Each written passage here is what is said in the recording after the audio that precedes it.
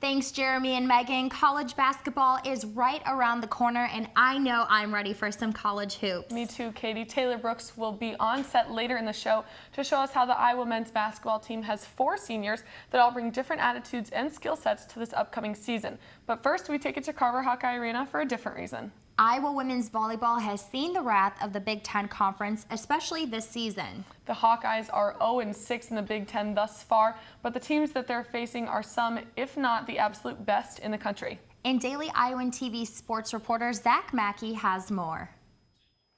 If you want to be the best, you have to play the best. And playing in the Big Ten Conference for women's volleyball is no question the best. Volumes for the conference in itself, and the challenge that it presents in preparing you for postseason play, but that also shows what a volleyball conference it is. Definitely one of the best conferences, so we love playing in it and getting to play against such great competition. Right now, 9 Big Ten teams are included in the Division I Coaches Top 25 poll. And through 2014, Big Ten volleyball has earned a combined 24 NCAA Final Four appearances by 7 different teams.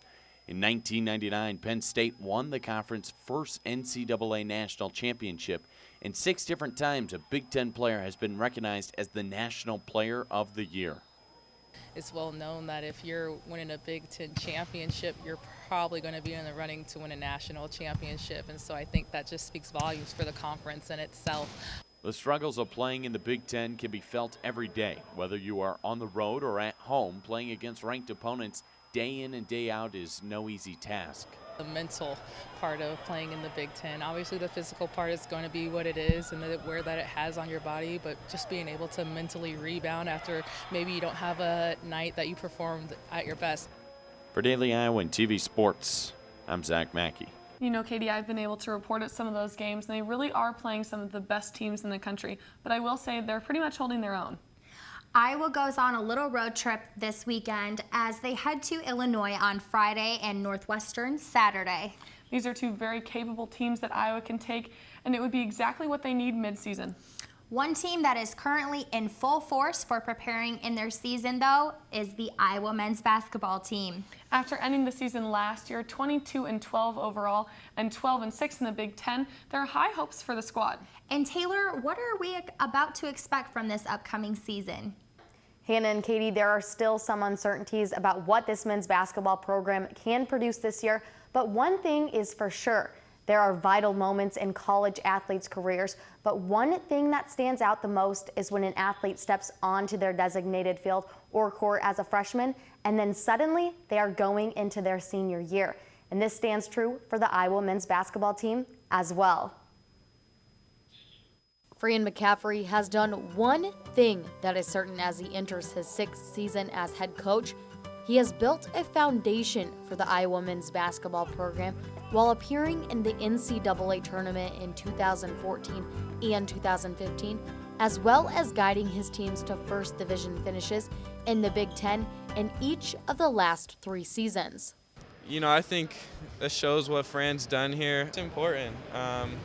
We want to just keep making progress each year, and, we're just looking to get better every single day. There are 4 prominent players that are the veteran seniors for Fran McCaffrey: Mike Gazelle, Jared Utoff, Anthony Clemens, and Adam Woodbury have big shoes to fill as the leaders of this team, as they said goodbye to Gabe Olashany, Josh Oglesby, and Aaron White.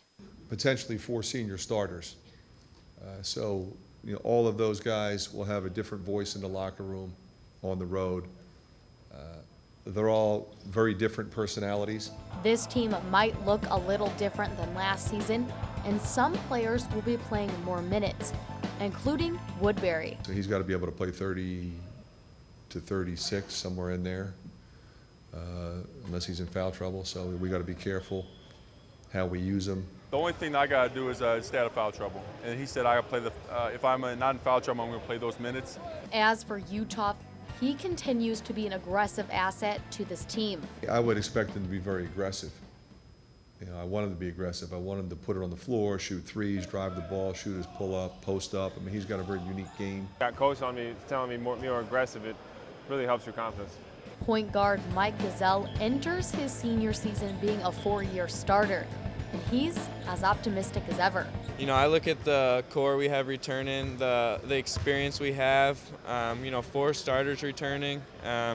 You know, we got a lot of experience and we know what we need to do to win games. As for guard Anthony Clemens, he knows what he needs to focus on to make his last year the best one yet. I just say being consistent. You know, that's one of my biggest, downfall that I had throughout my previous years, just being consistent.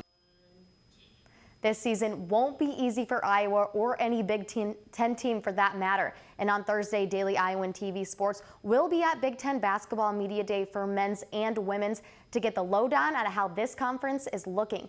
Hannah and Katie, there's one former Iowa player making some moves though. What's going on with that? Thanks, Taylor. And that player is Melissa Dixon. Dixon signed her professional contract with the Ringwood Hawks in Melbourne, Australia on Tuesday. Dixon said it was the perfect opportunity for her, and honestly, I couldn't agree more. But that does it for Hannah and I. Stick with us on Thursday for pregame football, where Iowa awaits a Northwestern team that ranks only 3 spots below Iowa at 20 in the AP Top 25 poll.